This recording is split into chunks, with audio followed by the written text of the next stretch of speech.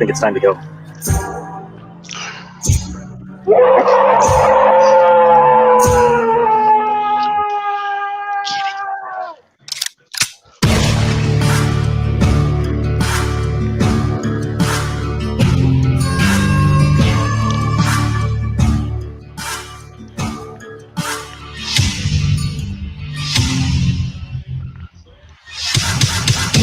From the hills and hollers of southern Indiana to the Lone Star State, Texas, we are the hunters of the paranormal. Truth seekers, mount up. Good evening, everybody. We got a special show tonight. We got Old Bear from Old Bear's Den of Bigfoot here. He's going to tell us some stories, and we're going to talk about some Bigfoot topics, and we're just going to try to have a good time here. I'd like to thank Bear for coming on. He's not feeling too good right now, but we'll go as long as he wants to, and then cut out whenever he's ready to go. And how you doing, Old Bear? You doing okay tonight, besides the sickness? Well, it's leaving. Oh, that's it good. don't have a choice, so it's leaving. Kick its butt. How you doing, David? I'm doing great. How are you doing tonight? Good, doing good. I'm ready for this. Is there any certain topic you want to talk about? Start out talking about there, Old Bear. You got any stories you want to talk about first, or it's y'all's guys' show? Y'all tell me where you want to go. You just wherever you want to go. I got a question for you. First off, there was a story, I think it was on your show, that I heard about a guy that was he processed deer, and the Bigfoot came and broke into the processing place and took his deer meat out of the freezer. That your show? Yeah. And did you actually go on location where that happened at, Bear? Yeah, that's about 30 minutes from my house. 35 minute drive. Has he had any more experiences with that, or has he had any trouble with the authorities or anything? That you can talk about. After about 6 or 8 months of him constantly being stopped and everything, I think he finally laid the law down to him. That the next one that stopped him may not go home, and I think they took the hint. They kind of backed off, huh? Yeah. Yeah, you're down there and where you're at. That kind of thing kind of happens sometimes, doesn't it? Well, there's a song out there that's Copperhead Road. Yes, sir. Talking about the moonshiners. Mm-hmm. And we tend to take care of things along those lines a lot of times. Yes, sir. That's how it is down here where I'm at. Yes, sir. Well, they don't put up with a whole lot of stuff down here. Right. Yeah, we don't put up with a lot of junk like that. Yeah, there ain't no reason to. I've been to West Virginia. Can I say West Virginia? I'm sorry, I shouldn't have said that.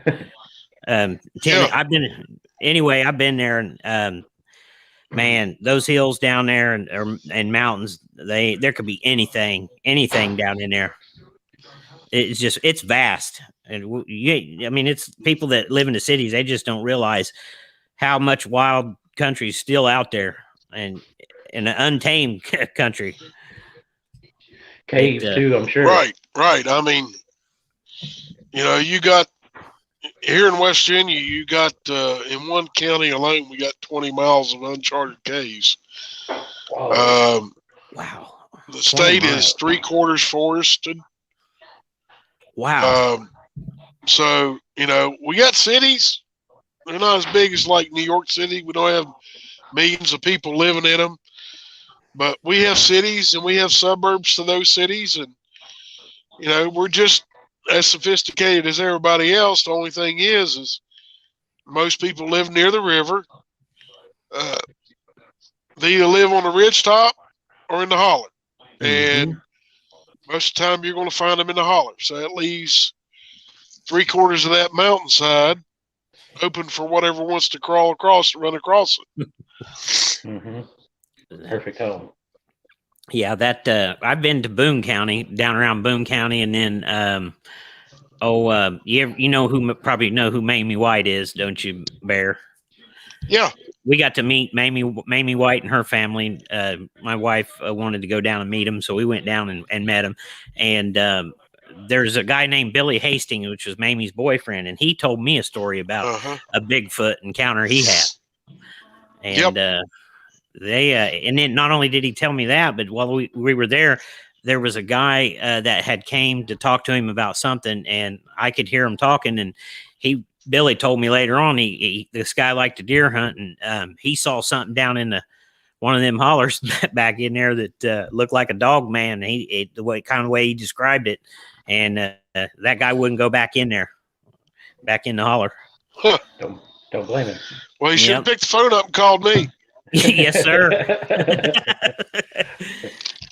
There's some wild and woolly stuff down there, man. Well, being up there in Boone County in that area around Whitesville and places up and around that area, that's just across the mountain from Van, which is in Boone County. And there's a holler up there in Boone County that I actually dealt with, a Sheepsquatch, which is above Van. Yeah, it's called Twilight. Huh. It's an old coal mine property. I remember you talking about that one before. You called it a sheephead? Is that Sasquatch? Is that? No. It's like a Sheepsquatch. Sheepsquatch. Mm-hmm. Sorry. Right. It's like a whole nother different cryptid. The head looks like a. Well, no, it's not. It's not kin to. Well, yeah, it would be another cryptid because it's not kin to the Bigfoot. Its head is shaped like a sheep's head. It has ram's horns on its head. Oh wow! The hands, a 3-part hoof. They kind of look something like this. They got a thumb, that's creepy. and then the hand does that, and then their foot looks exactly like the hoof of a sheep. So and they're big like a Sasquatch and covered in wool. And only thing I can tell you is we didn't play around with that thing. We found out it was there, and we decided that it was just to leave it right where it was at. So when you went in the area where deal with that thing. When you went in the area where it was at, Bear, did you could you feel it watching you, and you knew it was looking at you or watching you and tell where it was at? Yeah, the mood changed as soon as you got. Mm-hmm. Yeah, it's like you got that. Everybody has that sixth sense, and as soon as when it got within about 50 or 60 yards in the woods, you knew something was watching you. Did everything go quiet like the Bigfoot? Sometimes when they're around, everything just goes dead silent. Like, oh yeah, there wasn't a bird singing or nothing. When we pulled up, it was dead quiet. Oh wow. Do you does West Virginia? This may be a stupid question, but does the Daniel Boone National Forest, does it come over towards West Virginia at all? Or you guys have different forests than that? We have different forests here in West Virginia. Oh, do you? Okay. Daniel Boone is, me and my wife this past spring went down into the Daniel Boone and did some camping down there. Did you? And we found some sign down there of Bigfoot.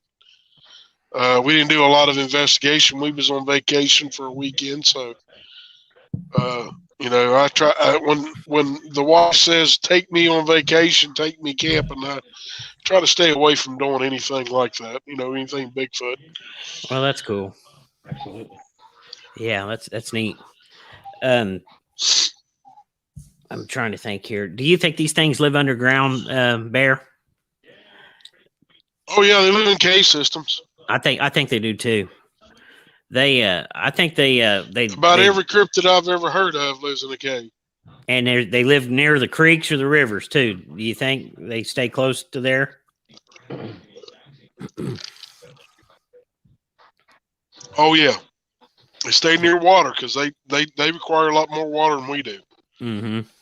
You know, one of the theories I had was that the reason they stay around the water, like the rivers and stuff, is also, you know, I know they need water to survive and drink, but, you know, like when areas flood out or whatever over time, like hundreds and thousands of years, it would create caverns around the water systems and the rivers and the streams and creeks and stuff. And there's probably cave systems that we don't have any idea about. And these things could go underwater and get in a cave, and you'd never know where it was at or have access to even find it. You know, unless you was a scuba diver or whatever could go in and find it. So that's kind of what I tend to think is going on there. The place where I found my footprint, I found a little juvenile footprint while I was mushroom hunting with my mom. The creek that flows through there, it'll dry up from time to time, but when we have a good rain, we get a lot of water that comes down and it washes out across the road. But I tend to think they use that area where there's bedrock. There's a lot of bedrock in there, and there's cave systems up in there. But yeah, it's interesting, man. I found a tree bend on that river or that creek where I found that footprint. A year later, I'd went in there and looked for tree structures. There wasn't nothing there, but a year later, I went back in the same spot. I knew exactly where the tree was. I found it, and this thing, whatever it had done this, it was a tree probably about 8 inches in diameter. Took it and had bent this tree over and jammed the top of it down in the creek, and so that it made a big arch, like going down into the creek. And this tree was alive, and I looked for a big log. I looked for where a log would have fell on it, because sometimes I think that if a log falls on a tree or whatever, it can make those arches too. But I looked around to see if there had been a log that had fell across it. There wasn't any log that done it, and it was just like something whatever did it had done it to where it used the pressure of pulling it around a tree to bend it over. There's no way that I could have moved that tree or even attempted to bend it. So what do you think? What do you think they're doing with those tree bends and stuff like that, Bear? Do you think they're just marking their territories, or do you think they use it as like a trail marker to tell others where to go through the area? Well, it's depending on the way the tree is bent. If it's twisted and bent over, you're going to find more of those, more in a linear direction. That designates a trail straight to somewhere. The tree bows, they give you a general idea of the area. You know, there might be food this way for them, or maybe, you know, it has a meaning of water this way, but it's something to sustain their bodies, you know, here on Earth. So do you know that's about what they use them for? Do you know about the Indian trail marker trees? Have you seen those? Yeah.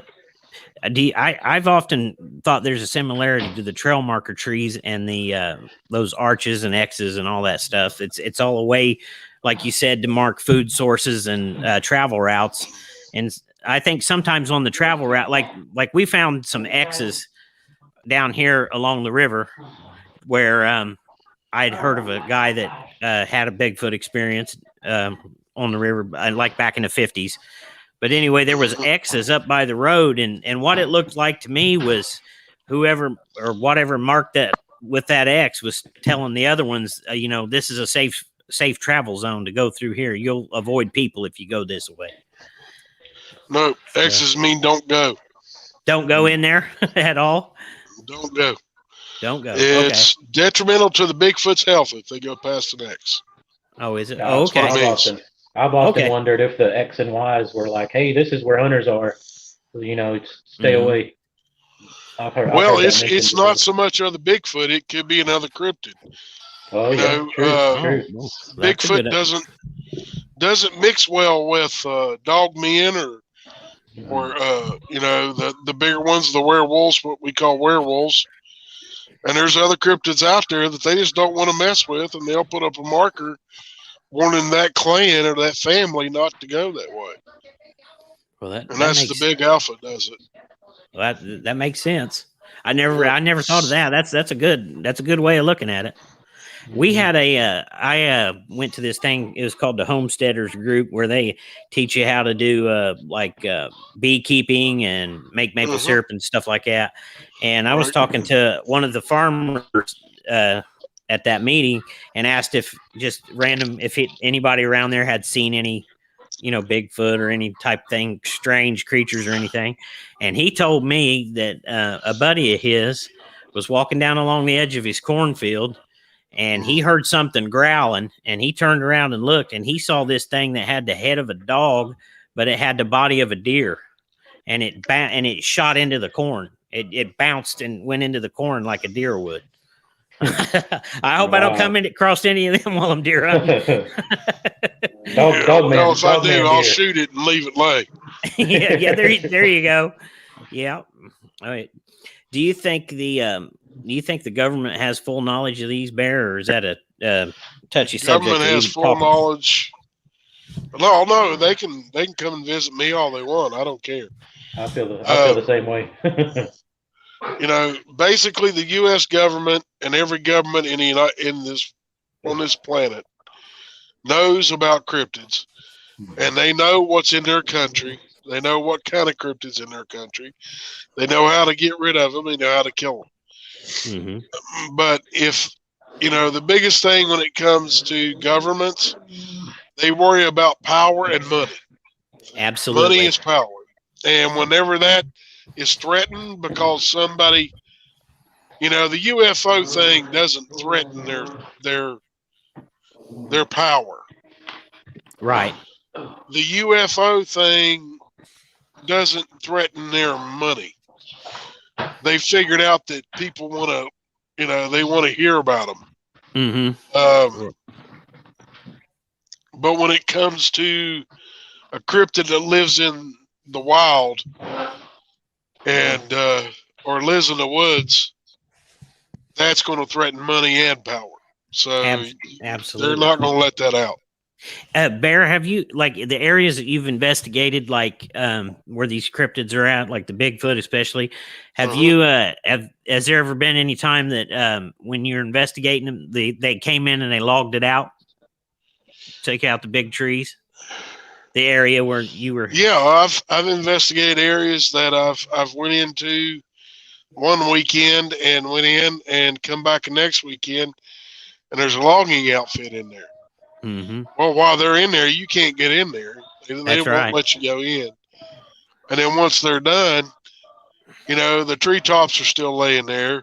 And, even if they've select cut it, there's still a bunch of cover there and a lot of feed in there. Deer will come in and eat the treetops. So it doesn't hurt the Bigfoot. They just move away. And then as soon as they get done, they go back in at night and do the same thing they were doing before. It doesn't affect them. It almost sounds like it would make their the hunting even better, because it'd make it thicker for them. Right.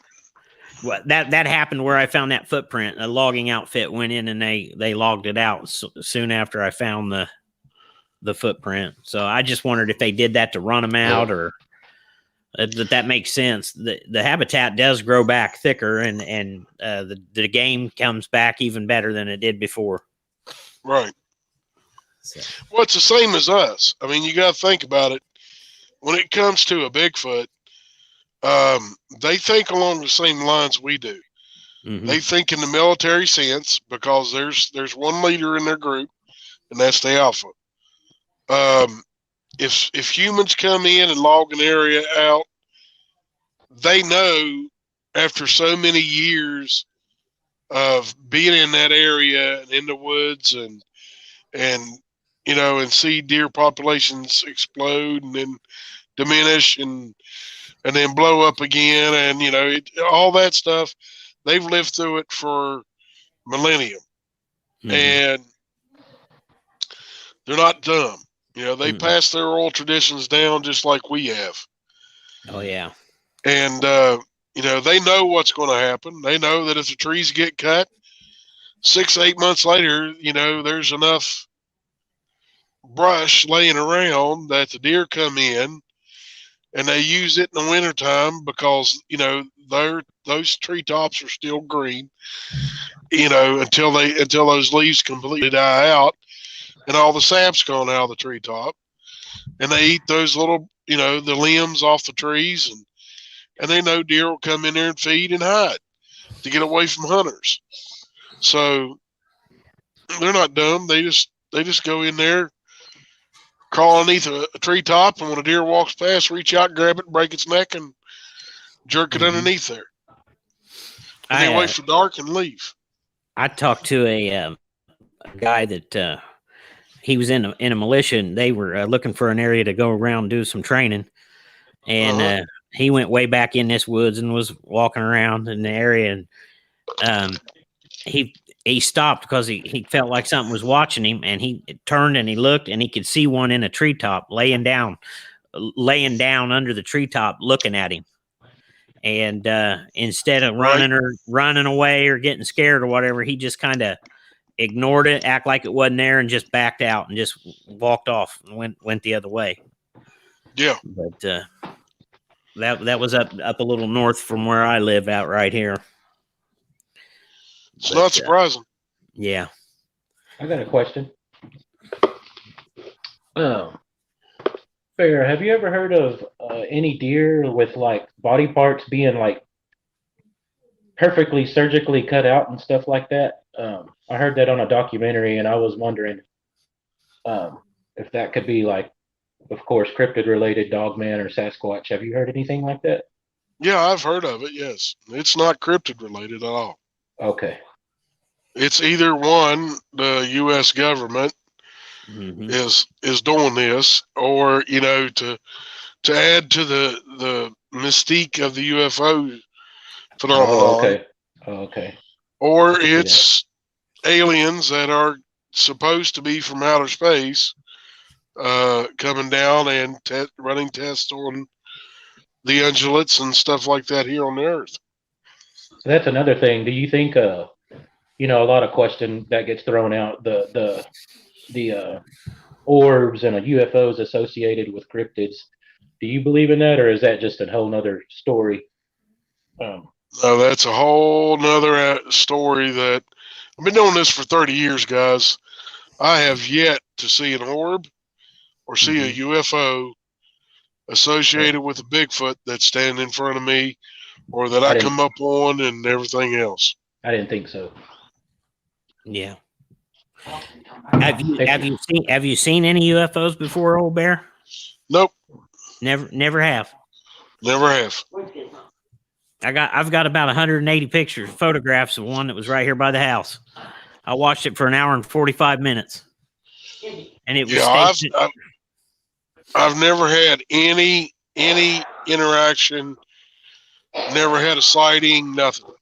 Now I say it's a UFO, but it may have been some type of secret aircraft, that our government's got, that they're not going to let us. We wouldn't know the difference, But this thing was round, and it looked like it's a white disc. David has seen my picture before of it, but it sat motionless in the sky for an hour and 45 minutes. Very bizarre. Yeah, very. And I don't know, to this day, I don't know what it is, but the last time I saw it, whenever it was out there, it took off about the speed of a jet and then headed to the south. And just south of where I live at is it's called Crane Naval Base. And it was kind of heading in that direction. So that kind of would make you tend to make you think that it was something military. It could be some kind of drone technology that we have no idea of what it was. It's a possibility. It didn't make a sound. It didn't make a sound. You couldn't see no wings on it. It was round and just sat on the edge. Oh, but yeah, that we had a neighbor here across the road. They saw Bigfoot down on our road. It crossed the road in front of them when they was coming home one night. It was him and his wife and his dad. And all three of them saw it, and they said it was big. It was huge. Well, I mean, that's how most Bigfoot get seen. Mm-hmm. They come down and cross roads, and I mean, there's deer don't stay on one side of the road. Mm-hmm. They cross the roads, so the Bigfoot have to cross the roads too, and that's usually what happens. They're going from point A to point B, either to gather food or they're going over there to snatch up a deer or a coon or looking for some roadkill, maybe. Well, that's a possibility. Yes. Mm-hmm. Yeah, I mean that's a good source of protein up by the road. I mean, sit there and wait by the road. Mm-hmm. Which one of these cryptids scare you the most, Bear? Is the Bigfoot cryptid or the goat Bigfoot or probably he's probably going to say the goat week. No, Janoskwa. The Janoskwa. Oh, okay, yeah, that's an evil one. I don't know if I've heard of that one. Yeah, well, the Janoskwa, I mean, you can carry a 20 millimeter cannon with you and fire 4 or 5 rounds out of it and blow big holes in the ground in front of them, and they're still coming. Wow. They don't care. If they want to eat you, they're going to kill you. So the flashbangs had no effect on them as well. Well, that's when you up the powder. Okay, because I remember another episode. You said the flashbangs they hate and they will flee. Yeah. Mm-hmm. Wow, that's interesting. Have you ever been afraid when you was out in the woods looking and just said, "I gotta go"? Well, I've been run out, guys. I mean, I'm not going to let anybody think that I'm Superman. I don't get run out easy. Mm-hmm. It takes a lot for me to turn and I don't run. I'm too old and too fat to be doing that anymore. So I walk out, but I don't let them know that I'm afraid. You just act like you forgot something and say, "Heck, I got to go back to the truck and get that. I need it." And then you just walk back to the truck. And then that's when you tell the homeowner to say, "Sorry, there's nothing I can do with the ones you got. They are they're going to be, they're deadly. And if you want me to do anything with them, you got to be ready for war because that's what it's going to take." Wow. A lot of people will say, "Well, we'll just sell the house," and they'll leave. They'll sell their house. Well, is there a way to get these things off your property if you can deal with them to get them to go elsewhere, or can you communicate with them? I mean, is there any way that we can communicate with them, or is that just I have found over the years that if you speak to them in the regular English language, that they can understand you. Now, us understanding them is a little bit different. It takes a lot more because the language they have is 10 different languages combined together at high speed. Wow. So the best thing to do is speak to them in a normal tone, but loudly. It's not like you're super mad and you're ready to fight and everything, because Bigfoot males find that as a threat. Don't be aggressive, basically. Right, and you can deter them. Throw some lights up, put some game cameras up, and then you can put some flashbangs out, just cans of corn emptied out, put some black powder in them, and set a trigger up. Mm-hmm. And usually when they hit them a couple of times, they figure out that they're not wanted. Well, hey. I don't mean to laugh, but I could see that. Oh, yeah. Have you noticed, Bear, is there any, like their eyes, do they light up at night?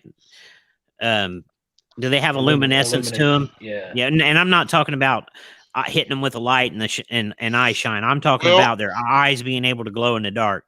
There's only been one that I have, one type that I have seen that has their own light emitting from their eyes.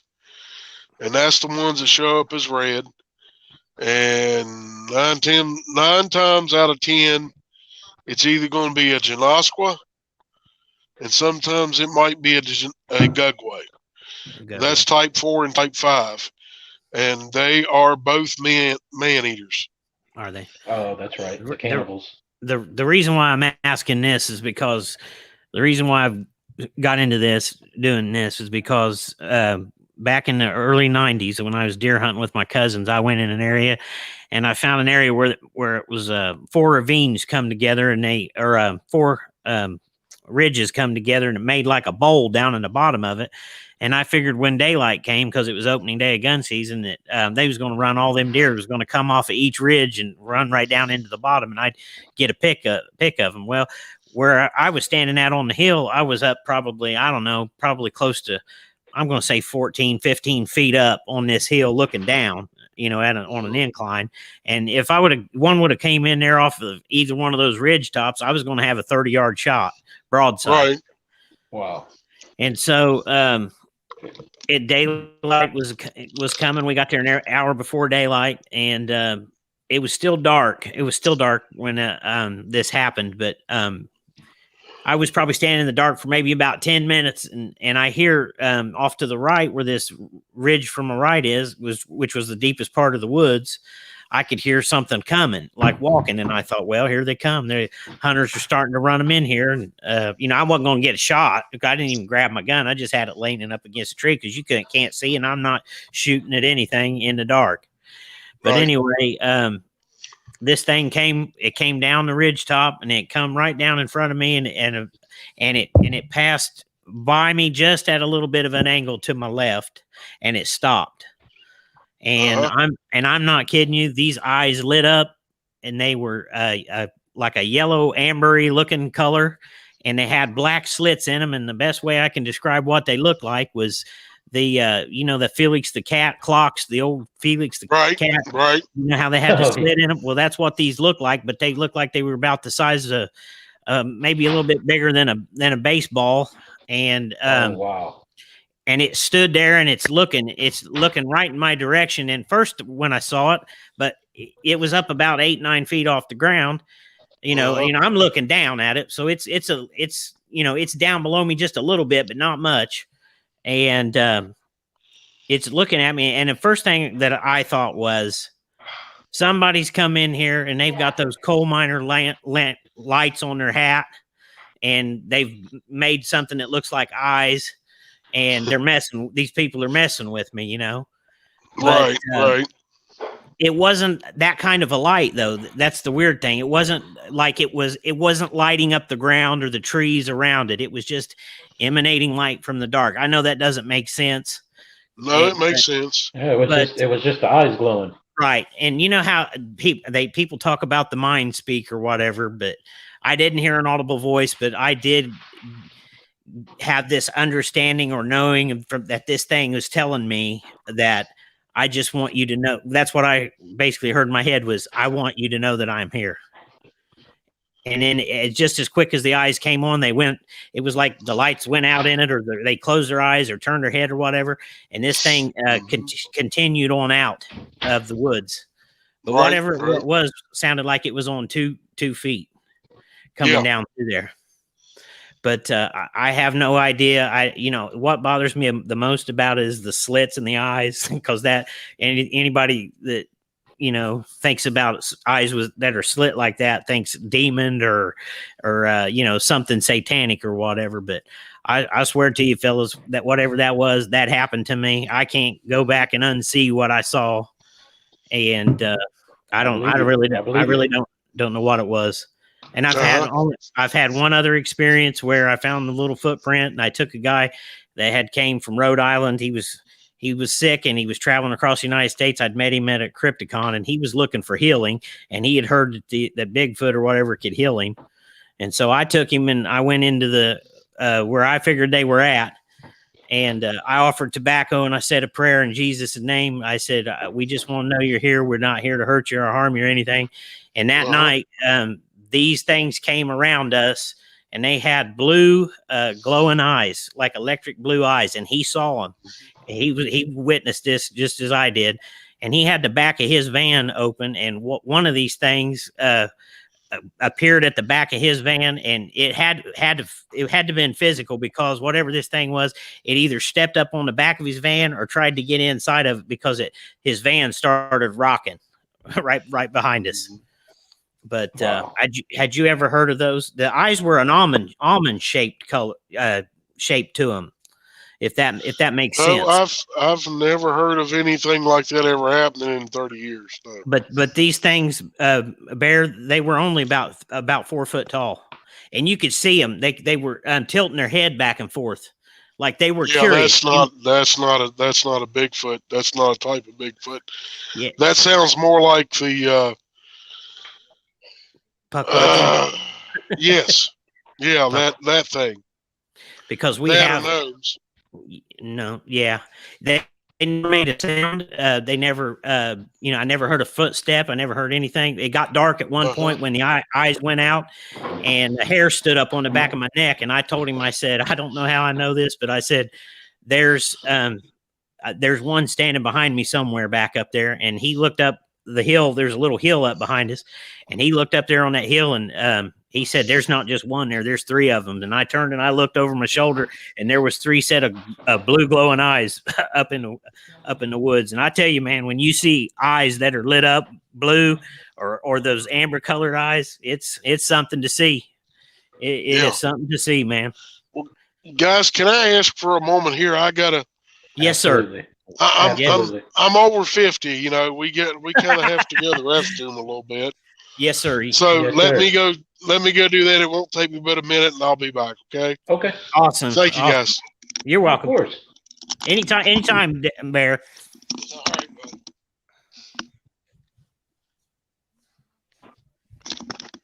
bud.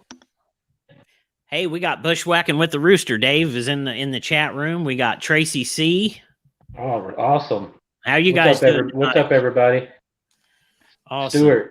Stuart, my brother.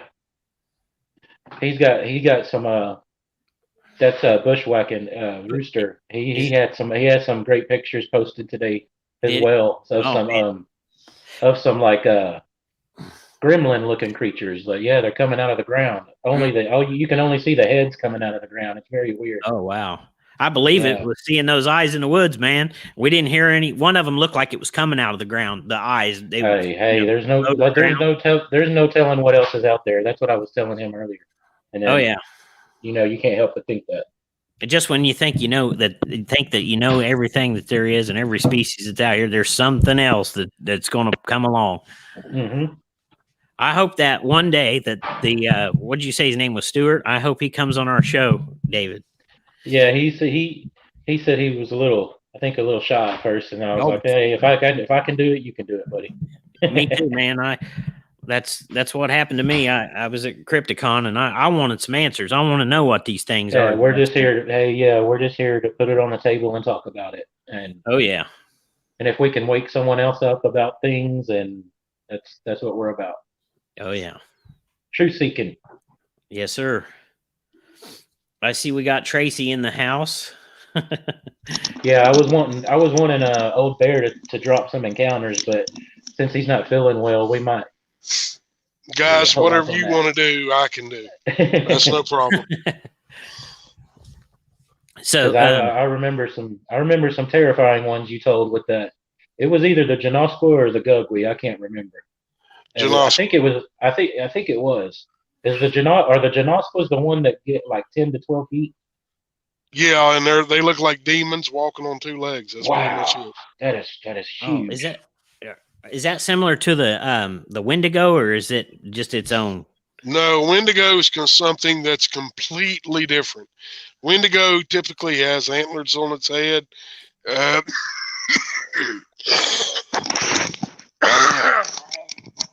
Sorry, guys, I got a cough. Oh, you're good. That's okay. Wendigo has a deer skull, typically for its head also. they're completely different from a Janosqua. Janosqua looks like a Bigfoot except for its face. The face typically looks like a demonic face. It's contorted. You might see a little tiny little horn sticking out up on their forehead or something of that nature, and the rest of their face is all scarred up, and their eye might be hanging down here. Ooh. Yeah, they get pretty beat up, because they're constantly fighting other Bigfoot. They kill their own kind too. That makes me think of that video we were talking about, Ghost Hunter, the one with the Bigfoot chasing the car, and you said he had an injured arm. Remember? Yeah, it looked like his arm was either out of socket or broke. Yeah, could have been. He was mad. Could have been one of them beat up Janosquas. Hey, Bear, have you seen the footage that came out of Russia of the Bigfoot thing chasing the car? Yeah. That thing looked big and mad. Right. Yeah, it looked mad. You got to be careful with some of that stuff coming from over there. There's hoaxers over there as much as they are over here. Oh yeah. I'm going to say this, and I don't know how you guys feel about Kerry Arnold and Bigfoot Odyssey. I've not. He did a thing. He got a bunch of people together out of the Bigfoot world this past summer, and they went and did an investigation, and they didn't get anything, nothing. But they're portraying blob squatches as real Sasquatch, and my personal opinion is, if you can't do any better than that, then don't do it. Because all you're doing is hurting the field of Bigfoot. You make all of us look stupid and ignorant when you do something like that. It does nothing but hurt your name, but then it also puts a tarnish on anyone's name like me that's dealt with it for 30 years and has went out to people's houses and kept these creatures from killing them. Wow.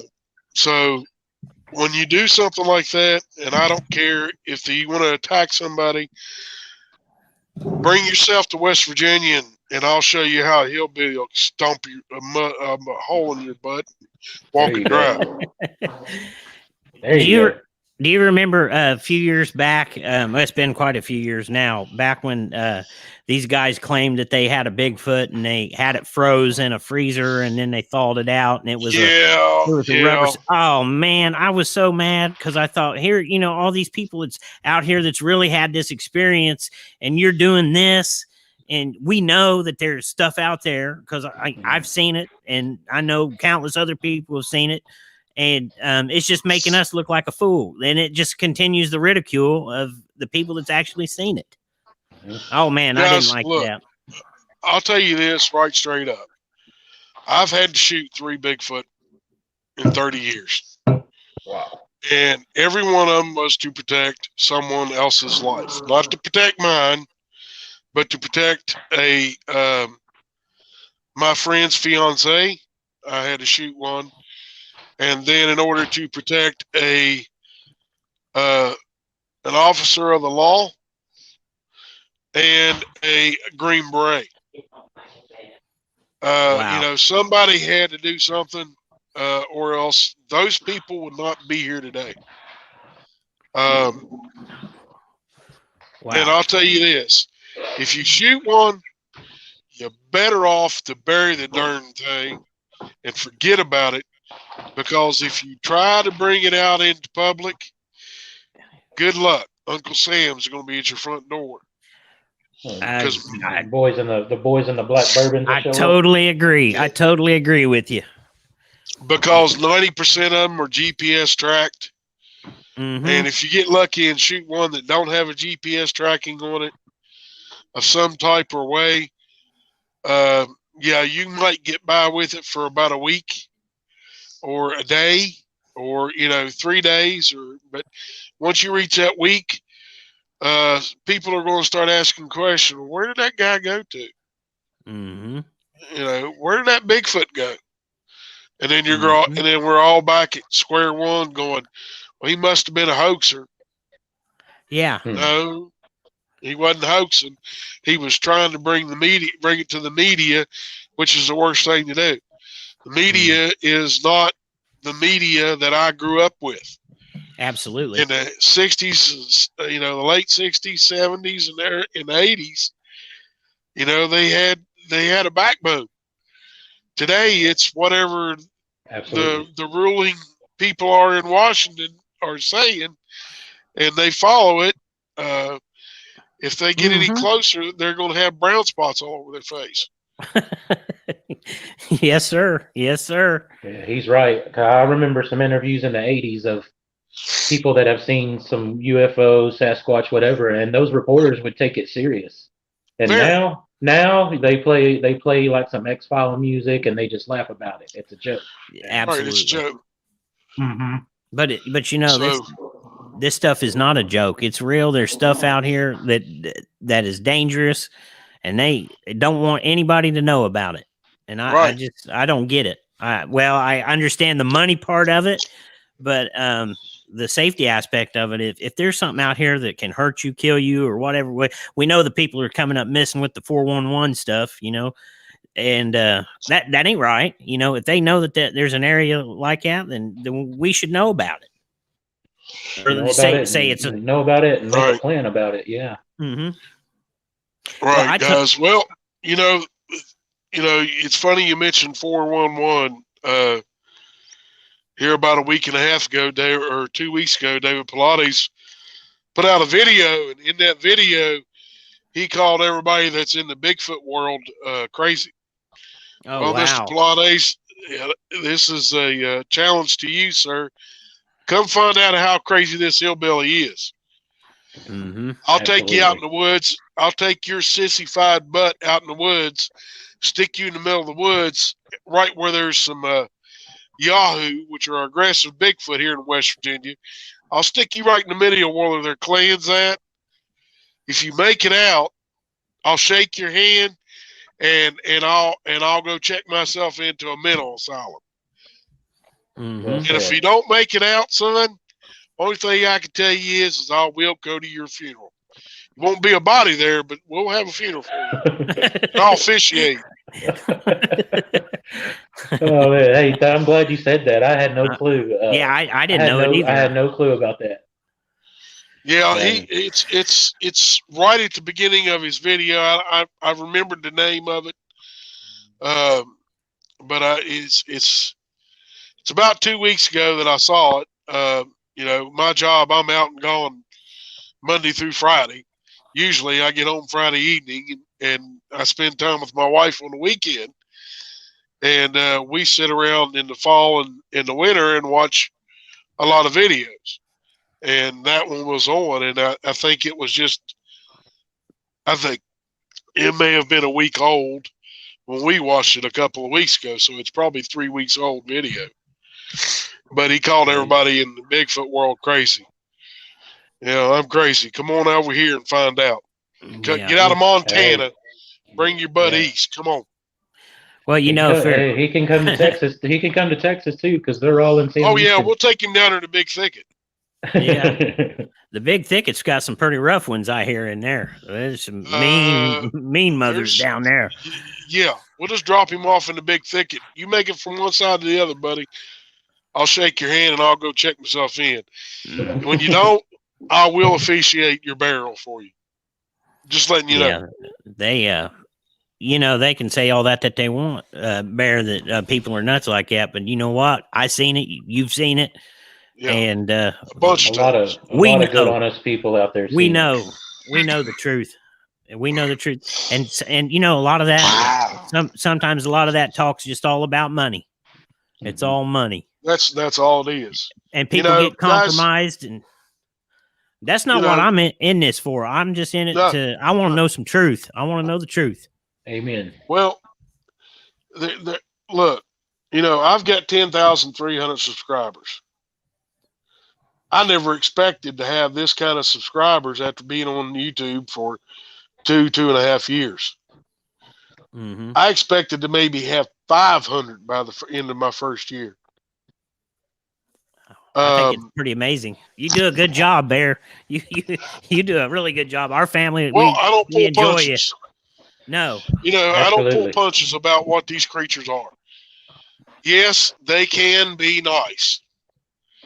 They can come around your house and they can come up and watch you from a distance from the edge of your backyard, through your windows at night, not bother you, not whistle at you, not throw rocks at you, not throw sticks, or throw tree limbs on top of your house and sound like the whole tree's coming through your house. Oh man. You know, they can be nice. But the first time you make a mistake and you offend that Bigfoot, it's not only him or her that you offended. You offended the whole clan. And if the alpha male finds out, now you're going to deal with one that has very short temper, is used to taking other male Bigfoots and punching them dead in the face and knocking them through the air 5 or 6 feet. Mm-hmm. He may come to your house and rip your door off, the side of your house, and rip the frame out of your door, walk in and kill every one of you, just because you offended one of his clan. It's they rule with an iron fist. They don't play games. It's life and death to them. You know, people, they just don't understand, you know, oh, well, this Bigfoot's been coming to my house for 3 nights in a row and I've been giving him apples. Okay, well, stop doing that on the 4th night. Don't do it on the 5th night and see what he does. Because you've got him used to eating and he's going to be hungry.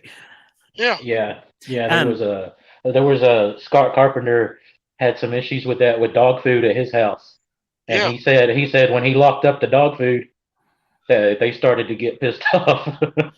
Yeah. So I believe it. Yeah, he said every night he would go out there and check his dog food, and more would be gone and gone and gone. So he finally locked it up, and next thing you know, he started having like bangs on the side of his house and all kinds of stuff. They didn't like it. Well, he's lucky he didn't have any of his family pets disappear right off the bat. That's usually what disappears. He didn't say that, but he could have. You know, I've hold on a second. Let me clarify with my better half. She's got a better memory than I do. When we went to Indiana, how many years ago? 2, 3 years ago? 3 years ago. We were invited to Indiana, to the Indiana Bigfooters organization thing that they had up there at Bill Monroe Campground. We went, as soon as we got there on Friday night, we went and did some Bigfooting and was surrounded by about 15 owls. Owls don't congregate together like that, people. And, you know, we went and did some other things, and we had some interactions with Bigfoot on Friday night. We went back on Saturday night, and there was this Boy Scout troop. Well, actually, there was about 3 of them together, and they were having an outing in the National Forest there in northern Indiana. Well, central Indiana. And we went up there and went a couple of points over from where they were at. And I did howls, I did screams, I did grunts, whoops, everything. And the other Bigfooters that were there from Indiana, they did everything that they could. We didn't get a response. And right before we got ready to leave, and it was probably about midnight when we left that spot that we had parked in, there was probably 10 or 12 of us there. I did another howl, and we got an answer on the point right across kids. They had been sitting there all night watching television, not interfering with them, not doing anything, just sitting over there eating acorns like popcorn or whatever they eat to watch TV, Some and entertainment. sitting back and watching the kids. Because we drove down into that camping area, and, well, you know how kids are when they're 7, 8, 9, 10, 11, 12 years old. They got to scream, hoop, and holler, and run around and pick at each other and do stupid stuff, but they were having fun. Wow. And the Bigfoot just sat over there and watched them. That's interesting. They it's like that's their entertainment. Like you said, it's their television. Well, this past summer we went up to Salt Fork State Park. We went up there and had an outing with the high Bigfooters, and they're a great group of people. And we had our camper up there, and on Friday night we got up there. We saw some Bigfoot.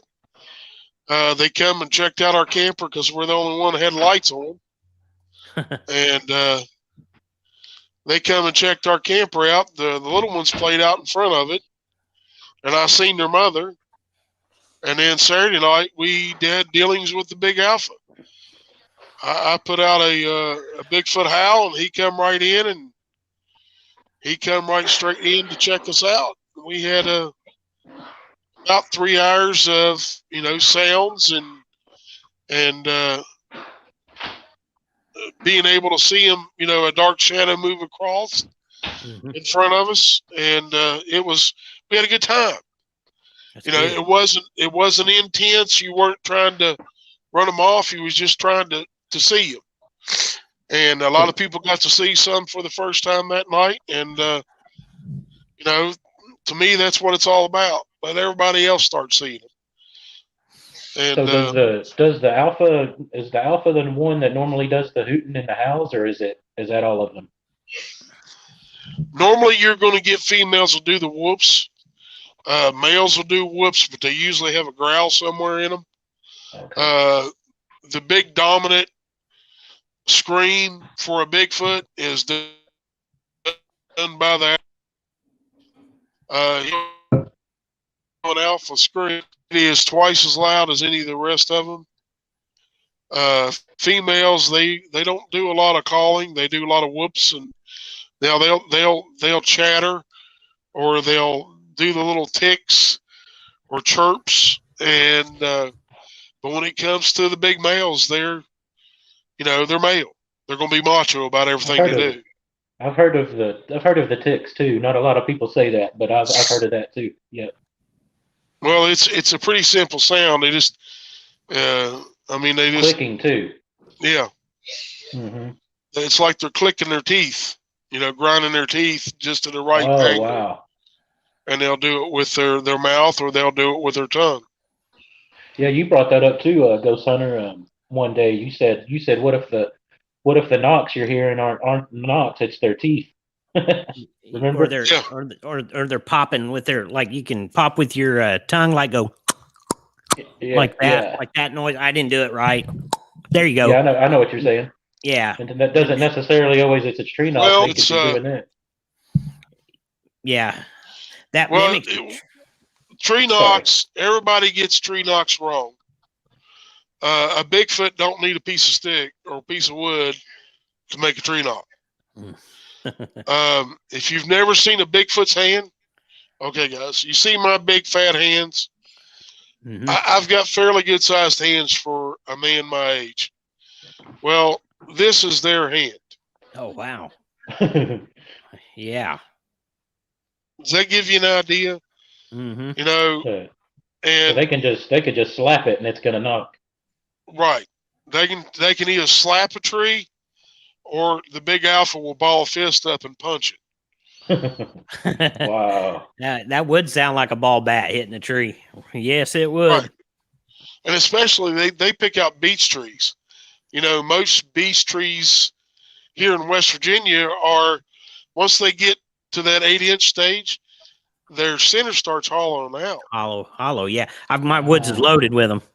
Right. That's interesting. I've never heard of that. Right. They pick a beech tree because it's got that hollow sound, and you smack it on the outside, and it sounds like your Babe Ruth that swung for the fences 10 years ago. You know what I'm saying? That totally makes sense, Bear. Yeah.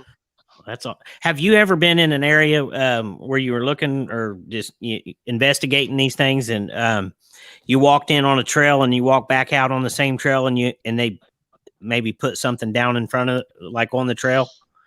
Like I'm talking like a gift type thing, or Oh no. They don't. They've never. Is I've that never.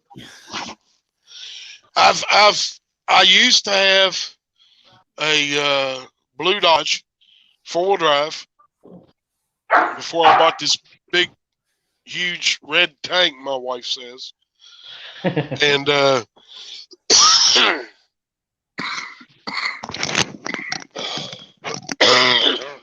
sorry guys, I apologize. Oh, you're all right. You're fine. Take your time. I had it parked over here beside of my house, and I went out. It was Friday night. I put my bow case in the back of it, intending to go meet my son the next morning, go bow hunting with my boy. And I walked out the next morning, and I had left my tailgate down on my truck, and I had shoved the bow all the way up to the front. And I got there to the back of the truck, and there's a motion light there on the corner of my house. Well, it kicked on, and I'm looking at the back of my tailgate, and there was a huge triangle of twigs right on my tailgate. Now, it was frosted, so there wasn't any footprints that were in my yard, so they had to do it before it frosted over. And we were up until I was up till about 1 o'clock when it started frosting outside. And so they must have done it right after I turned the lights off here in the front room of my house. And, that was the only time I've ever been gifted. But what I was going to tell you is one night on an investigation for a buddy of mine, he wanted to scare his girlfriend. And the funny part is, he was the one that had the problem with his continence. And although she did scream a little bit,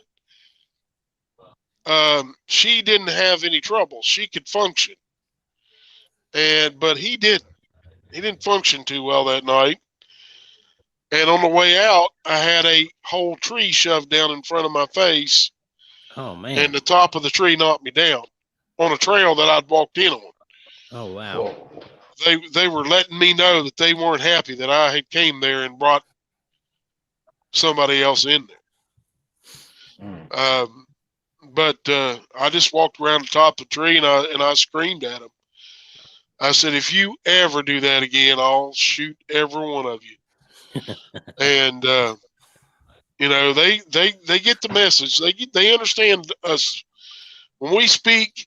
They understand.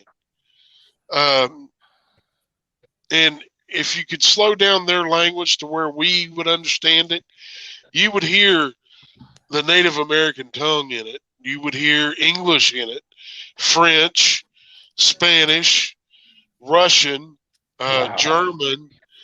You would hear all the countries that people came from to populate this country like we are now. The only thing is, back then, when everybody came here, everybody was spread out. There were communities in Pennsylvania that were Dutch. Now, those communities stretched for miles upon miles because people built their houses not on top of each other like they do now, but there might be a quarter mile or half a mile between houses. Mm-hmm. Yeah. and they could sneak around and hear people talk in their native tongue. And they learned our language. They're not stupid. They function. Their brain functions on the same level as ours does, but they're more militaristic in their thinking than we are. Are they, like, in a way that they would have more discipline? Is that what you're talking about? They'd be more disciplined than we would. Okay, More of a now, routine. You guys know who Colin Powell was, right? Yes, sir. Or Storm Norman Schwarzkopf. Yes. Okay, you take Norman Schwarzkopf as a general and amp him up about 10 times, you got every alpha male there is that's ahead of a clan. Wow. So they're no nonsense. You're going to do this, and that's the way it's going to be. Well, the life and safety of every clan is on that alpha male shoulders. Mm-hmm. That's just the same as you guys. You got, a wife, Serious you may business. have kids, Mm-hmm. and all that. You are, your wife is supposed to share everything with you. But as men, and I know you guys is probably raised about the same way I was. Yeah, my wife can be half of the relationship, half of the marriage. She can make half the decisions. But when it comes time to pay for those decisions, it's me. It's my job. I'm to make sure that my wife has my full backing.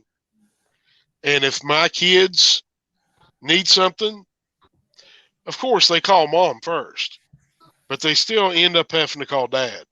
Mm-hmm. And when they call dad can say no. Mm-hmm. Mom, Yep. yes. And dad look at you and go, no, that's a want. That's not a need. Mm-hmm. And you're just going to have to work to get it. If you want it, go right ahead. Mm-hmm. You're a grown child. I love you and I'll help you out a little bit, but I'm not giving it to you. Mm-hmm. I was given very few things when I grew up. My parents helped me get my first vehicle. And from that point on, my dad said, you're on your own. Mm-hmm. Yeah. And that's the way I raised my kids. But they're grown now. They have their own families, and I'm proud of every one of them. They don't come and ask us for everything. Yep. They go out and they bust their behinds every day, and they get it done. Yep. Awesome. And I applaud every one of them. Absolutely. But that's the way it's done in a clan. That alpha male, everything is on him. He has to make all decisions. Mm-hmm. The alpha female can make decisions when it comes to the females. But if the alpha male doesn't agree with it, what she said don't go. Well, very well put, Bear. Very well put. Shout out to Miss Bear as well, and thank you for all the time that he gets to share with us. It means a lot. It really does. All right, guys, if y'all need me, you want me to come on, and just let me know a couple hours ahead of time, and I'll make time for it. Yes, sir. I have no problem, because somebody's got to come on, on these shows and on other channels, and let everybody know that there are Bigfoot out there. You may not believe it. You may not believe that there's 5 or 6 different types of cryptids across the United States that kill people every year and devour their bodies, and we don't find them. Yeah. And I want to put this out there, guys, to y'all. Here within the next week, I plan on doing a video to show people how to survive running into a Janoskwa. Oh, awesome. Oh, that's going to be good. That's going to be real good. I hope you take time and come and watch it. Absolutely. Let me know what you guys think when you get a chance to watch it. We sure will. Leave a comment. We sure will. Hey, Bear, have you ever witnessed or seen those Bigfoot knocking down trees and chasing deer and knocking down the trees. Yeah. Me and my friend Bud, he was a sniper in Vietnam, and he wanted to take me and show me this place on the river, and it was a place where it was like a rock wall, and people had come down the river and they'd put graffiti on this rock wall from like back in the 1790s, and he wanted to show it to me, and so we walked in to this place. We took a boat and we went back up. We went down the river and then up a creek, and then kind of snuck in real quiet. And he showed me that, and I was looking at everything. And then I come over to the river, and he was leaning up against a tree, and he was being really, really quiet, and he was really watching something. And I knew that he was concerned. You know, anybody that knows Vietnam vets, they got a way about them when they're in the woods. They're paying attention, and they're stealthy. They're on high alert at all times. And so I walked up behind him and I said, "Hey, real quiet." I said, "What's going on?" And he put his hand out, meaning be quiet and watch. Right. And so I started listening and watching over where he was. He was focused, and these at first the deer came down right across from us, running. They was coming from the south, and we were kind of up on the north of them. And they come running up from the south through the woods, and every once in a while you could see them cutting through the trees. And there was probably, I'm guessing there was 5 or 6 of them. There could have been more than that. I'm not sure, but you could see a bunch of them. They was coming, and they was running right down the river, but on the inside, probably 20, 30 yards on the inside of the woods. And every once in a while you'd catch a glimpse of them. Well, coming behind them is something knocking trees down, and the trees are falling one right after another right behind them. And as soon as they got in front of where we were at, they made looked like they took a left-hand turn, like a 90-degree angle, and went and headed straight deep into the woods. And as you could see their tails every once in a while cutting through the woods, but then the trees started falling down behind them, continuing right after them. And I asked Bud, I said, "What in the hell was that?" And he said, "I have no idea." But that would be a male Bigfoot that is playing dog. He was bulldozing them trees, man. He was going for it. I never seen him. Yeah, I never seen him, but I could see him knocking trees down, or whatever it was, knocking the trees down. And it meant business, whatever that was. Letting you know he was definitely there. Yeah, and that tract of land across the river, I had hunted that. I had bow hunted that a lot, and I know that area over there was at least 2,000-3,000 acres of woods, and I had to run of it during bow season, and it would take me 40-45 minutes just to walk back into that area where that was at. And there were times when I'd walk in, I'd try not to use a flashlight as far as I could go, like if I was walking the edge of the field or edge of the river. And I would have something that would circle around me out in there walking. I never did see it, or, it could have been deer, it could have been coyote. More likely it wasn't deer because they blow and take off. Right. But it could have been coyote or whatever, but something would walk around me. I never tried to attack or anything, but it was always had a creepy vibe to it. I always felt like they were back in there. Yeah. But I that whatever that was really something to see, man. The trees come knocking down right behind these deer, man. That was something. They were hauling, man. Them deer were moving and grooving through there. I didn't know. So, do you guys y'all need an account or something I've done an investigation or anything, or whatever you'd like to share? Hey, I got one quick question before you do that. Okay, bud. Is there any organizations here in Indiana that I could hook up with, or that would be a good, credible organization to try to get in touch with here in Indiana? The Indiana Bigfoot Research Organization. Okay. Mr. Neal is over top of that. Okay. And if you can find him as one of my friends. Is that Don Neal? Yeah. Okay, yeah, I'm friends with him. Very good, right. Very nice gentleman. Yeah. Yeah. Him and his Awesome. wife, they camp. They go up, and every fall they get together Hmm. and they go up into the state forests that are right there, kind of southeast of Indy. Okay. And there's a lot of Bigfoot in that area that Mhm. time of the year.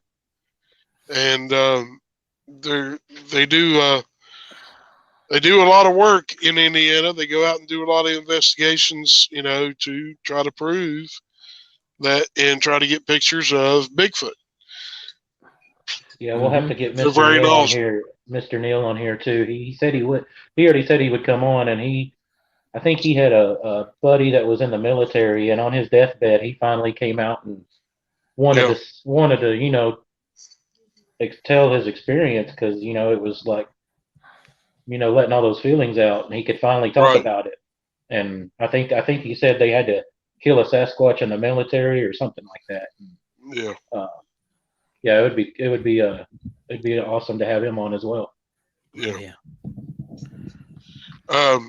But if y'all want an account, I have one that I've never talked about. Yeah.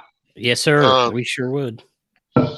well, back about, let's see, I've been married for 10 years.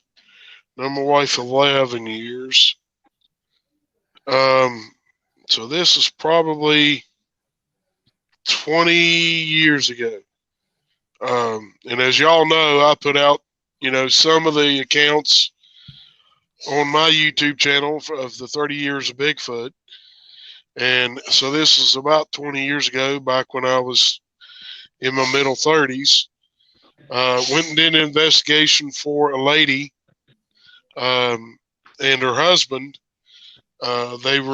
She was due to have a child, and they started having tree limbs thrown on top of their house for some unknown reason. They would. She had a little bit of a drive to get to her doctor, and usually her husband would go with her. And they'd get back home, and the back side of their house would be covered in tree limbs. Never did really figure that much out, but what conclusion I came to on it was they could tell that she was pregnant, and what they were doing was throwing the limbs on there to give more protection for the house because she was in the house all the time. Oh wow. Wow. And I think that was the females doing that. They was kind of protecting Yeah, her. the females were, trying to help her out because that's what they knew. Wow. When they would have their young, they go into a structure they built and they would add to it to give her more room and keep it to a certain temperature and stuff like that when they would have their young. Because they do in olden times you had midwives. You didn't have a nurse. You didn't have a doctor out in the middle of nowhere when you had kids. Mm-hmm. Yep. So the Wow. alpha female takes over that part of the midwife. And, that's one of her jobs as the boss female. And they were having issues with that. And they would hear, high-pitched whoops and stuff around their house at night when it's starting to get dark. And they were getting scared. It was scaring them. The Bigfoot weren't trying to harm them, but they were just kind of heralding her having a child. And I went out there and I looked around, and you could find, tree structures, and I found a nest that was on the ground. It was huge. It was probably 15 foot across and probably 10 foot deep and probably 9 feet tall that they had built out behind this house on these people's property. And I never ran into the alpha male, but I did run into the alpha female. And she followed me around trying to figure out what I was doing. And luckily, she didn't get scared.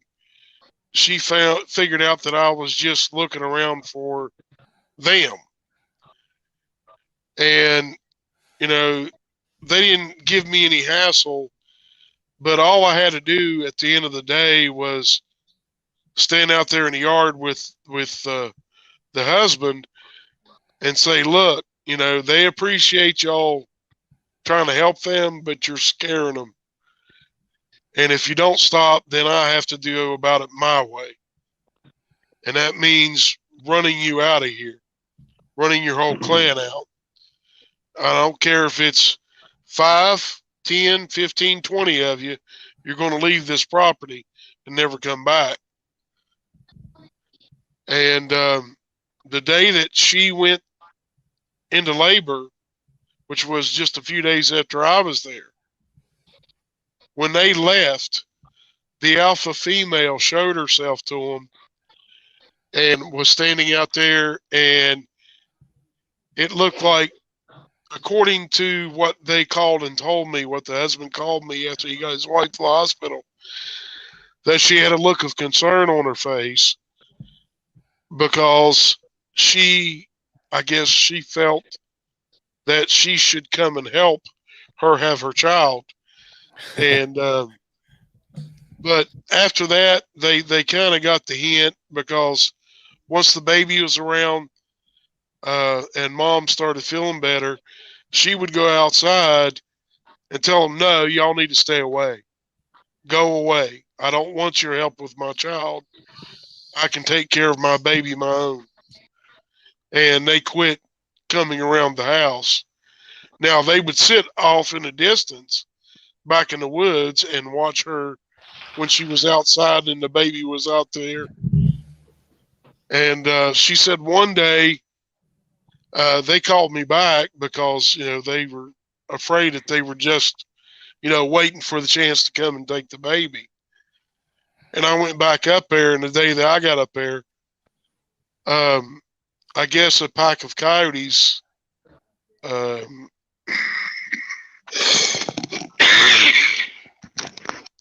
coming through the woods, and that pack of coyotes didn't make it very far.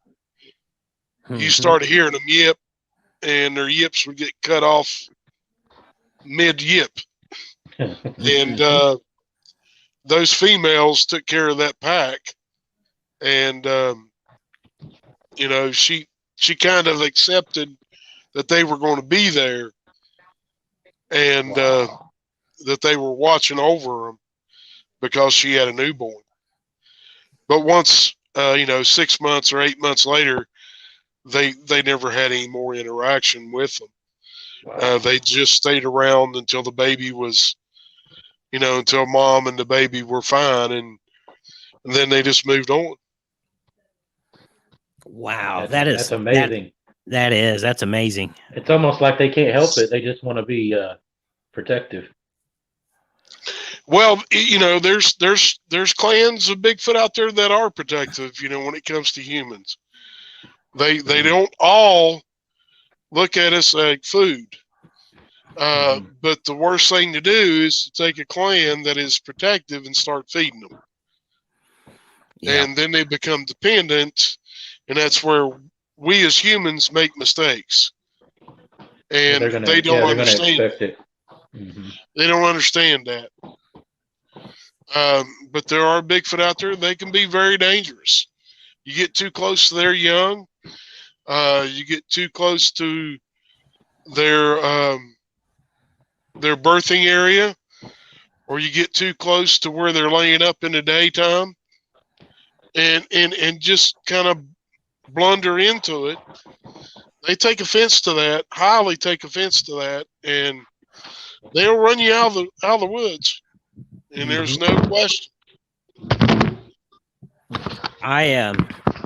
That place where I found the little footprint, it's only about 4 inches long, but and when I found it, Bear, I only found one footprint, When I saw it, because your first thought is there's a little kid out here somewhere, but it was in a time of year when it was cold out, and it was a freshly made print. And I had my mom circle way around, and she came and looked at it, and I said, "Tell me what that is." And she said, "I don't know what that is. It looks like a little human footprint." But I could hear them. I assume it was them snapping and branches and cracking and popping and running off in the woods back in through there. So, well, that was probably mommy.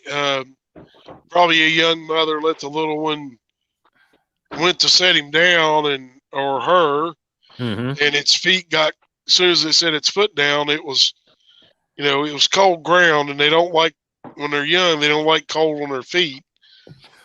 They're not used to that, and that's probably why you only saw the one print.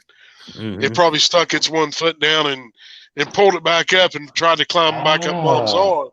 That totally makes sense. I've always heard of the one print myself, and I've always wondered why that is. Now he just said it. Yeah, sure did. Yeah.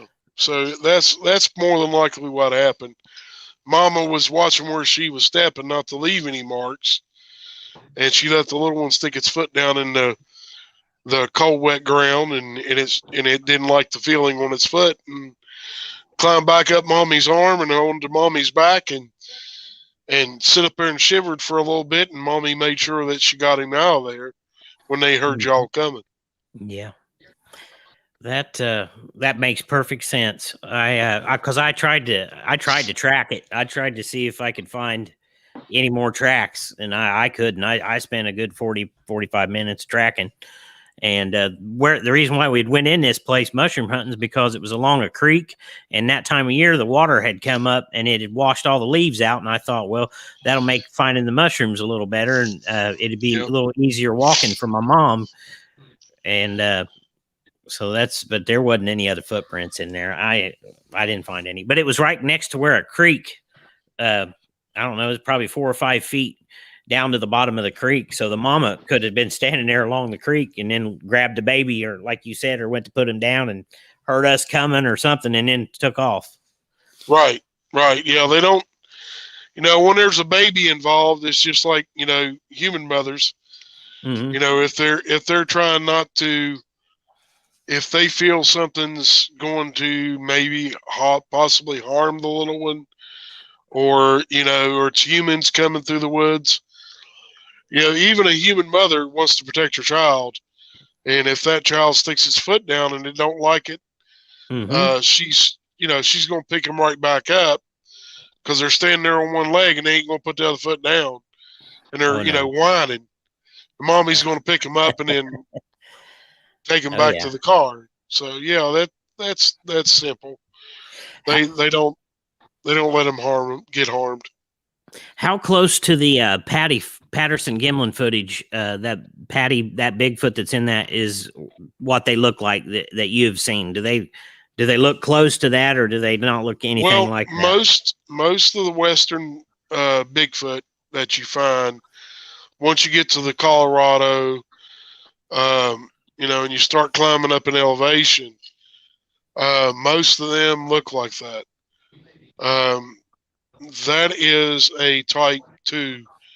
And when I say type 2, they have a bigger pronounced brow ridge, a longer forehead like Patty had, and they're bigger and bulkier than the eastern types of Bigfoot. And it's because of, they deal with a lot more snow, a lot colder temperatures for a longer period of the year than you do here in the East. Different terrain. And it's a lot more elevation. You go 10, 13, 14,000 feet out there, and here in the East, you might get 3,000, 4,000 feet. And the air is a lot different. So that's why. Well, that makes sense. But it's just a smaller version of Patty. If you find a type 2 here in the East, it's, they don't weigh as much. They don't look as bulky. But they're still just as powerful as Patty. If Patty would have wanted to, she could have turned around, walked right straight over to them, even though Mr. Gimlin had a rifle out, wouldn't have done him no good. Yep. That rifle wasn't powerful enough, except at very close range, to do any damage to that size of a Bigfoot, to stop her from killing both of them. Yeah. So, I tell everybody nowadays, you go out in the woods, you go out and go deer hunting, you got a high-powered rifle, 30-06, 270. You got a good rifle for deer hunting. If a Bigfoot walks up, don't shoot it. Don't make them mad, because by the time you empty that gun at them and you're throwing lead everywhere around them, they walk up and jerk you out of that tree stand, you're dead in less than 3 seconds. That totally makes sense. I had an old man. Go ahead there. I've got accounts of guys in a bow stand, sitting over top of a feeding station or something that they've had out all year, and it's always gone empty, and they never got pictures of deer. They go out the first day of bow season, or go out the first day of rifle season or shotgun season, and sit there, and a Bigfoot walks up, and they're like, well, what in the world is that thing? And they get scared, and they start shooting at it, and a Bigfoot will walk over and jerk a tree stand out from underneath of you. Wow. They can demolish a aluminum tree stand or a metal tree stand, that's 18 foot tall. They can jerk it right off the tree. And you're attached to the tree, so where are you going to end up? You're going to end up 18 foot in the air, 17, 18 foot in the air, and slam right back into that tree. And it'll knock you senseless, so you'll lose your gun, and then you're at the mercy of that Bigfoot. If it wants to come up that tree and rip your head off, there ain't nothing you can do about it. That's right. That's one of the things I've always thought about. I've hunted thousands of acres, deer hunting and different things. And if these things wanted to get you, when you're back in there ain't nothing you're going to do about it. They're going to move faster than you're going to move, and they're just going to have you. That's it. You're going to be got. A Bigfoot running through the woods, if it's running down on all fours, it can outrun a deer. Not a problem. If they're on 2 feet, they can run along with a deer in the woods. But if they go down on all fours, they can outrun them. That makes sense. That makes sense. I mean, you've probably heard of Bear and Coonbo. They talk of Bigfoot that have actually followed their car home. Wow. And they do it by the sound of the motor, because every motor in a car puts off a certain harmonic range. And they have excellent hearing. They can hear about like a dog can or a bear, and they have the nose of a bear. They can smell blood from 4 or 5 miles away. So when they start running, they get that tunnel vision. If you've ever been on a 20-mile hike through the swamps of Georgia with a drill instructor screaming at you every step, you get tunnel vision. You pick a way through the woods, and that's the way you're going. And you start picking your feet up faster, and you start moving faster. But as a human being, you have no chance trying to outrun one of these things. Not at all. If you hop on a four-wheeler, you got a chance if you got enough guts to run up 50 miles an hour, or a side-by-side.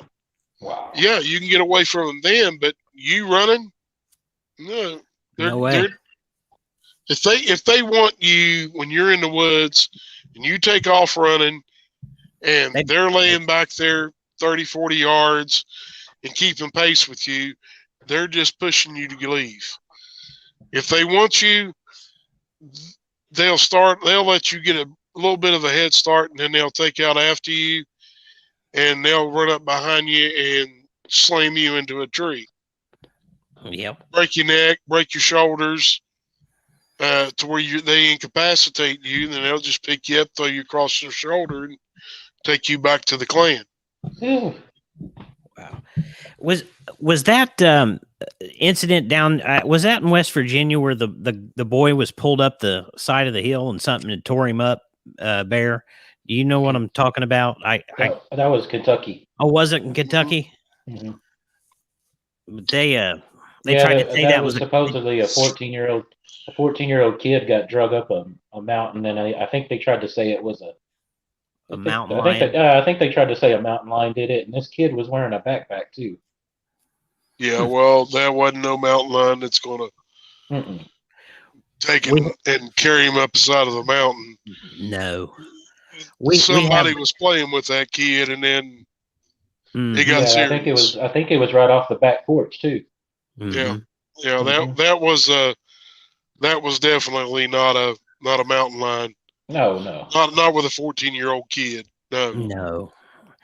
We went down to Kentucky to a Crypticon down there, and they had, I think the guy, it was Thomas Shea, I think is his name, and he had a bunch of plaster casts of footprints and handprints and stuff like that. Mm-hmm. But there was another guy sitting there with him, and I forget his name. I didn't catch his name, but he was telling me this area where I live at, we have what's called it's a feline rescue center, and they've got Bengal tigers. You know, them tigers are huge, man. They got tigers for Bigfoot. Yes, and anyway, this guy was telling me, I didn't know this, but this place is only like about 4 miles from where I live at. And this guy was telling me, he said, there's a certain time of year that guy had contacted him. And he said, all those big cats in that feline rescue center will cower. They will cower in the corner away from the edge of the woods where the fence line runs, because something's going through there that they don't care for, nothing to do with. And you know, that says a lot when you got 1,000-pound tiger or a lion's or whatever cowering in the corner when there's something going by. Yeah, well, that's the thing that, and here's something else over the years I've figured out. You know, people say, well, that thing was 9 foot tall and it must have weighed 500 pounds. 9 foot tall and only weigh 500 pounds. That thing was malnourished. You're lucky it didn't come over and eat you. Yeah, that's right. Closer to, you know, once they get past that juvenile stage and they start filling out and muscling up real big, you're talking about pure body muscle. There's hardly any fat on a Bigfoot. You know, they store a little bit of surplus fat on them for the wintertime to help keep them warm. But muscle is more dense than fat and weighs more than fat. Mm-hmm. And they have muscle upon muscle on their body, on their outer body. And that's why a lot of times you hear of native Indians saying, well, they shot it with arrows and the arrows didn't penetrate. It's because they hit hard muscle.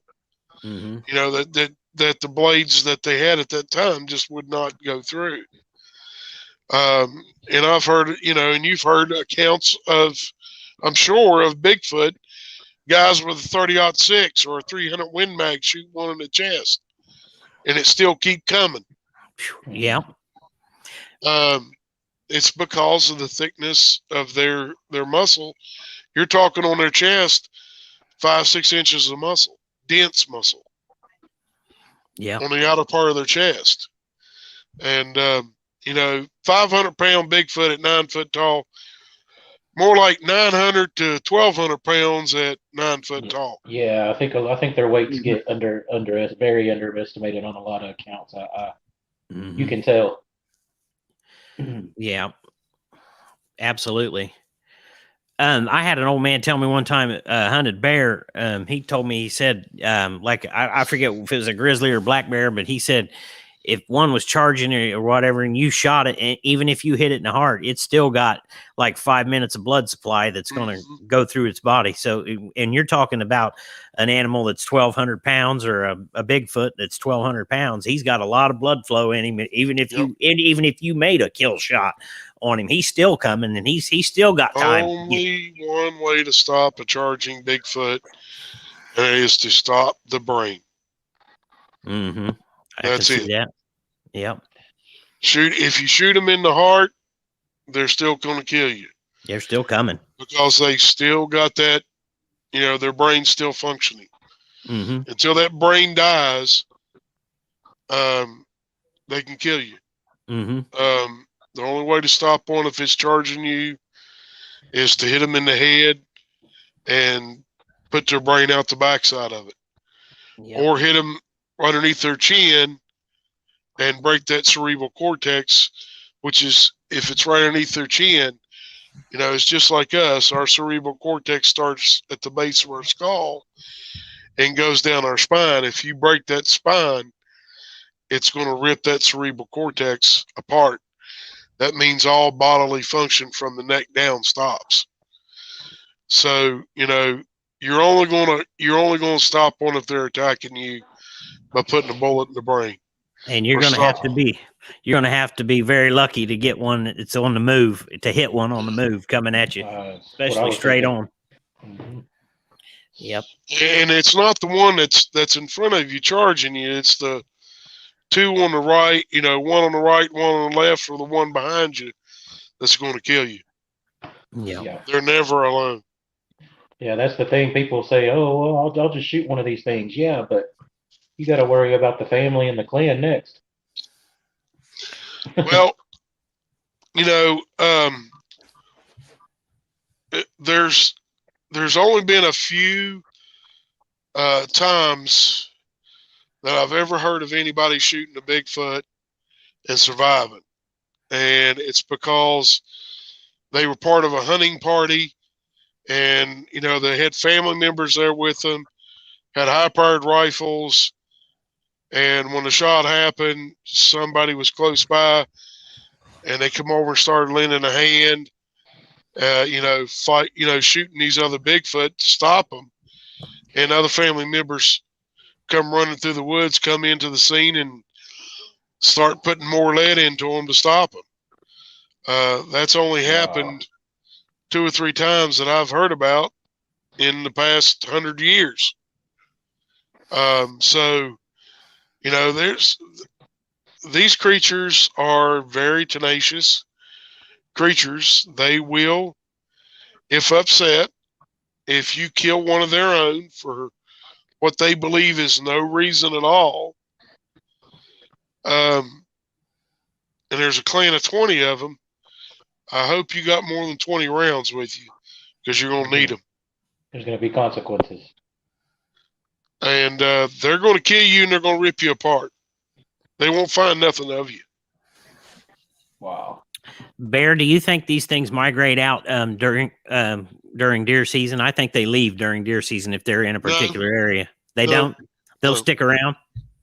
They'll stick around. I mean, you go kill a deer tomorrow, like if I shoot a whitetail buck tomorrow, tomorrow evening at 4:30, 5 o'clock in the evening, and I can go right back to that same spot the next morning. There's no liver, and the heart's gone. Mm-hmm. Absolutely. I've had that a lot. Really? Mm-hmm. So, there ain't very many creatures in the woods that'll come and just grab the liver or the heart out of a deer kill. They know what to grab for because both of them have the most vitamins in them. They have blood in them, and the blood helps them because of all the electrolytes and everything else that you get out of it. And that's the most perfect muscles in a whitetail. Mm-hmm. So, all that stuff, that's the best parts of a deer. If I leave them there, it's because I know there's Bigfoot there, and I leave it for them, so they don't bother me. Mm-hmm. A lot of guys say, well, I take the heart and I take the liver every time. Well, that's fine. But, guys that do that all the time, sooner than later see a Bigfoot and they stop doing that. Mm-hmm. They start leaving that heart and that liver. Well, I had we went somewhere yesterday and I was gone all day, but we came home and we had a note on our door to call this guy. So I called him, and he lives on the backside of our woods there, and he had shot a deer and he'd tracked it all the way back up through our woods. And he said he had two hounds that had never let him down finding deer. And he said they got to one spot, and he said it looked like the deer was just gone, like it just gone. Yeah. Like somebody had that happen to me. Yeah. Wow. So, and that's just right behind my house here, and that happened just yesterday. I was going to help him track this afternoon, but he never came by. I don't know if he went and looked and couldn't find it and just give up or what. But yeah, well, I shot a deer. I lived in Columbus, Ohio, for 5 years, and I like to bow hunt a lot. I like bow hunting more than I do rifle hunting. I do too. And I went to this one area. There was talk of really nice big whitetail bucks in there. And over there, you can shoot either one with a bow. Same thing here in West Virginia. And I shot this probably 140, 150 pound doe. It was a big doe. She ran about 40 yards, and I could see her tail come up, and it flipped up in the air, and she nosedived into the ground. Well, she's dead.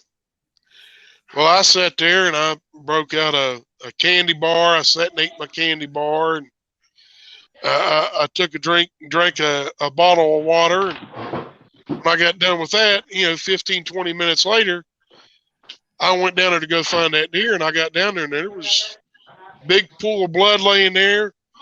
There was no marks from that deer's hooves anywhere around there of her leaving.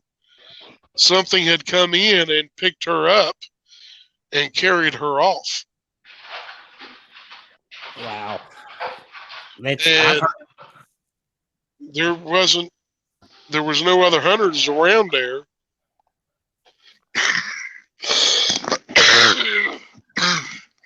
And I was near a lake. Excuse me. I was near a lake, and when I came out, it took me an hour and a half to walk out from where I was at, and I was almost to the backside of that lake, and I ran into a guy taking his boat out of the lake, and he said, "Yeah, man," he said, "Where'd you hunt out today?" And I said, "Over on the backside." He said, "Did you lose a deer?" I said, "You see it?" He said, "No." Well, yeah, I saw the deer, but there was something carrying it. Oh, wow. And I said, "Something carrying it? What was it, a bear or what?" He said, "No, it was on 2 feet. It was pretty tall. I don't know what it was, but I left. I came to the boat dock. I'm going home. I ain't coming back to this lake." I was like, oh, boy. So, man. I did investigations in Ohio while I was up there, and I dealt with the grass man a little bit. They're not as bad as everybody says they are, but they can be pretty serious about what goes on. Now, is the grass man a different species, or is it the same thing? No, it's just with a different name. It's just a name that they were given in Ohio. They are aggressive. They don't like people. They don't want you around them because they are fearful of man, because man carries a gun. Mm-hmm. And they just don't want nothing to do with you. They just want to be left alone and live the way they want to. And if you get too close to them and they don't like it, they're going to let you know about it. It's like us not wanting to go to the city, Bear. We just want to be left alone out here in the country. Don't mess Well, with the funny part is you guys might not know this, but I have a very good friend of mine that moved here to my home from Utah, and it's Walla Sasquatch. That's what he goes by on YouTube, and he's come here with me. He wants to learn about the Eastern Bigfoot, and he's here with me. And last night we went out to carry some wood in because I burned wood here at my home, and we had or Friday night. Yeah, it was Friday night. We were carrying wood in, and I walked out and had an armload of wood, looked up and watched one walk from the left to the right up behind my home, and I growled at it, and it stopped and turned and looked at me, and then it turned and it just kind of stepped over behind a big tree, and I come in and told him, and it was right when it was starting to get dark. And he walked out, and it was out there, and it kind of mesmerized him because it had a big butt. But it was a big male. That must have been the one y'all were talking about yesterday. Yeah, about on Friday night. Yeah, I was watching that yesterday. That was. I thought that was interesting. That you never hear any encounters where they say, "Man, that Bigfoot had a big butt." Well, I mean, that's what struck him. They may have a flat rear end out in the west, from what he's seen out there in the west, but here in the east they do have a behind. Mm-hmm. Yeah, Patty had some junk in the trunk too. Yeah, but they're a little bit different here because of their bulkness, but they don't mind to come around homes here the same as they do anywhere in the country. This holler right here, because deer season is starting, for the last 2 weekends, guys have been out shooting their rifles, and they know the deer know what that means, and the Bigfoot know what that means. The deer pile into this holler because nobody hunts here. I could stay here at my house probably tomorrow and probably shoot a really nice buck, probably something that scores in the 150s, 160s here on my property. Wow. And not have to go nowhere. But there's houses too close to me for me to legally do that. I would have to shoot one with a bow, which I don't mind. But I also know if there's Bigfoot clan in here, if I shoot it with a bow, I might not get my deer. So I'm not going to take that chance. How high's the hills there by your house, Bear? Are they pretty high up there? No, they go up probably. I'm probably sitting about 700-800 foot above sea level, and they probably know 600-700 feet up above my home. Wow. So you live down in a holler then? Yeah, I'm a holler boy. Yep. Yes, sir. I'm up on top the hill where I live at. We got a holler right beside our house. A creek drops down into a big ravine on both sides. And my aunt, when we first moved here, my aunt was out helping clean out our fire pit, and there was a those planes that fly over that spray the fields, and it was kind of loud, but she had her back to that creek right there, and something growled at her, and she could hear it over the airplane, and it vibrated her on the inside, and it made the hair stand up on the back of her neck, and she really hasn't even been back to our house since. Right. Yeah, that's not surprising. You got big males that, and he probably wasn't growling at her. He was growling because that plane was going over and interrupting his nap. Yeah, I can see that. Well, guys, you want to call it a night, Bear? You did you say deer season starts tomorrow morning for you? Yeah, it starts about 6:30 in the morning. Well, I know it's I got to meet my boy at 6 o'clock. Well, I know you probably value your sleep like everybody else does, so we probably better get off of here and let you Well, get to it, man.